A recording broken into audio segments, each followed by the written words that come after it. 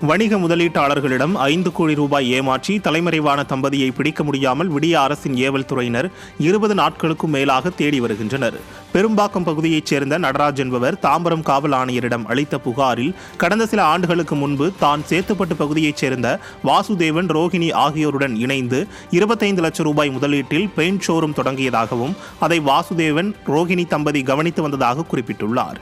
இந்த நிலையில் கடந்த 2023ஆம் ஆண்டு வாசுதேவன் தங்களை ஏமாற்றிவிட்டு எங்கள் பங்குகளை விற்று அண்ணா நகரில் வேறு ஒரு நிறுவனத்தை தொடங்கியதாக குறிப்பிட்டுள்ள நடராஜ், இது தொடர்பாக அவரிடம் முறையிட்டும் தங்களை அடியாட்களை கொண்டு மிரட்டுவதாக புகாரில் குறிப்பிட்டுள்ளார்.